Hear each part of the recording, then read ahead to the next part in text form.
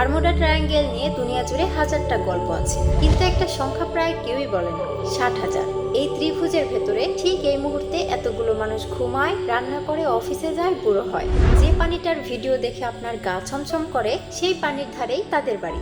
আর সবচেয়ে অদ্ভুত ব্যাপারটা হলো, তাদের অনেকেরই পূর্বপুরুষ ছিল ওই হারিয়ে যাওয়া জাহাজগুলোরই যাত্রী, যাদের জাহাজ এখানকার পাথরে ভেঙেছিল, আর যারা ফিরে যাওয়ার বদলে এখানেই থেকে যাওয়ার সিদ্ধান্ত নিয়েছিল। বারমুডা ট্রায়াঙ্গেলকে পুরো পৃথিবী চেনে একটা কবরস্থান হিসেবে, কিন্তু ওই কবরস্থানের ঠিক মাঝখানেই একটা আস্ত দেশ দাঁড়িয়ে আছে। প্রশ্নটা এখানেই, যে জায়গাটাকে পুরো দুনিয়া অভিশপ্ত বলে চেনে, তার ঠিক মাঝখানে মানুষ কিভাবে টিকে আছে, আর টিকে থাকার পরেও তারা থেকে গেল কেন? উত্তরটা খুঁজতে হলে প্রথমে আপনাকে বুঝতে হবে জায়গাটা কতটা একা। বারমুডা কোনো দেশের গা ঘেঁষে থাকা দ্বীপ না, আটলান্টিক মহাসাগরের বুকে একদম একা দাঁড়িয়ে আছে। মাঝখানে কিচ্ছু নেই, শুধু পানি, বাতাস আর দিগন্ত পর্যন্ত গড়িয়ে যাওয়া ঢেউ। এই শূন্যতার মাঝখানে বারমুডার মোট আয়তন মাত্র 50 বর্গ কিলোমিটারের কিছু বেশি, যা মোটামুটি আমাদের একটা শহরকে 6 টুকরো করলে যা হয় তার 1 টুকরো সমান। বারমুডা সমুদ্রের মধ্যে গজিয়ে ওঠা কোনো দ্বীপ না, এটা এক বিশাল আগ্নেয়গিরির চূড়া, যার গোড়া আটলান্টিকের তলদেশ থেকেও 4300 মিটার নিচে। আগুন নিভে যাওয়ার পর যুগ যুগ ধরে তাদের মাথায় জমেছে প্রবাল, শামুক আর সমুদ্রের পলি। তৈরি হয়েছে প্রায় 60 মিটার পুরো চুনা পাথরের এক চাদর, যা শত শত বছর ধরে জাহাজ ভেঙে চলেছে। আর আজও এই দ্বীপের চারপাশে সাগরের তলদেশে ঘুমিয়ে আছে 300-রও বেশি জাহাজের কঙ্কাল, অথচ ইতিহাসের মোচড়টা এখানে। সাল 1609, ভয়ঙ্কর এক ঝড়। ইংরেজ জাহাজ সি ভেঞ্চারকে ঠেলে এনে আশ্রয় ফেলে এই প্রবালের দেয়ালে। জাহাজ ভেঙে যায়, কিন্তু মানুষগুলো বেঁচে যায়, আর এই মানুষগুলোই পুরো দ্বীপটার চেহারা বদলে দিয়েছে। বারমুডার পাহাড়ি ঢালে দাঁড়ালে প্রথমে যেটা চোখে পড়ে সেটা কোনো আকাশ ছোঁয়া দালান না, হাজার হাজার ধবধবে সাদা ছাদ রোদে ঝিকমিক করছে। দূর থেকে দেখে মনে হয় সৌন্দর্যের জন্য বানানো, আসলে ওই ছাদগুলোই দ্বীপটার প্রাণ। প্রতিটা ছাদ ধাপে ধাপে কাটা, প্রতিটা ধাপেই খোদাই করা সরু নালা।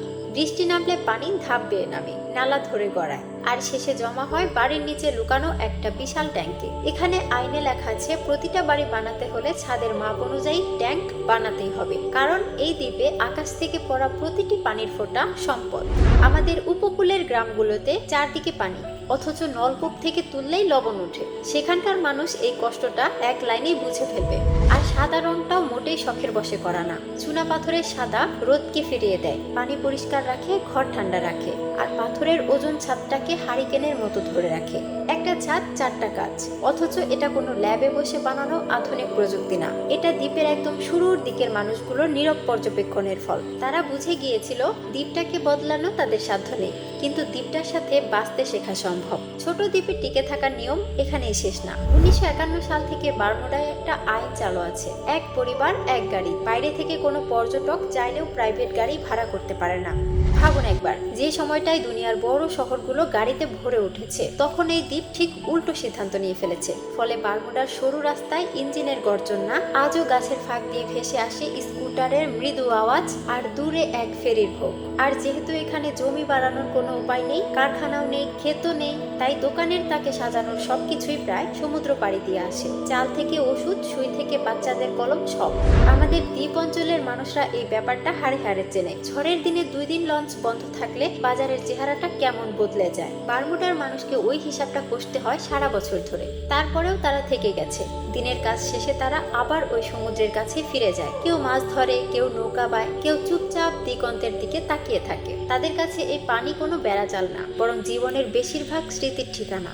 অথচ ঠিক এই পানিতেই বছরের পর বছর এমন কিছু ঘটে যায় যার ব্যাখ্যা আজও কেউ পুরোপুরি দিতে পারেনি। এই সমুদ্রের রহস্যের প্রথম সাক্ষী ছিলেন স্বয়ং ক্রিস্টোফার কলম্বাস। তার জাহাজের কম্পাসের কাঁটা উত্তরে স্থির না থেকে এদিক ওদিক পাক খেতে শুরু করেছিল। আজও এখানে পুরনো ধাঁচের কম্পাস মাঝে মধ্যে বিভ্রান্তিতে ঘোরে, এমনকি পাশাপাশি রাখা 2টা কম্পাসও 2 দিকে ঘোরে। বিজ্ঞানীদের সন্দেহ সমুদ্রের তলায় পলিতে মিশে থাকা চুম্বকীয় খনিজ, যা আগ্নেয়গিরির দ্বীপের চারপাশে প্রায় পাওয়া যায়।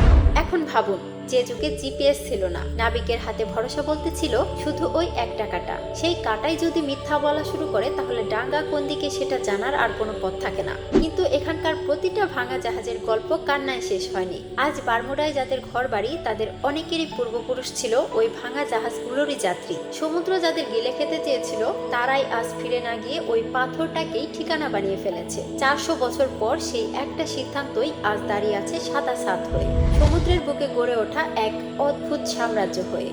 তাহলে বারমুডা ট্রায়াঙ্গেলের সবচেয়ে বড় রহস্য ওই হারিয়ে যাওয়া জাহাজগুলো না, আসল রহস্যটা হলো যে পানিটাকে পুরো দুনিয়া অভিশাপ বলে চেনে, ঠিক তার মাঝখানে দাঁড়িয়ে একদল মানুষ কিভাবে ঠিক করে ফেললো এই পাথরটার নামই হবে তাদের বাড়ি। হয়তো কোনো জায়গার নাম তার আয়তনে না, সম্পদেও না, মানুষ ওটাকে কতটা আঁকড়ে ধরে সেটাতেই। তো বন্ধুরা, এরকম আরো রহস্যময় ভিডিও পেতে লাইক, কমেন্ট এবং চ্যানেলটি সাবস্ক্রাইব করে আমাদের সাথেই থাকবেন।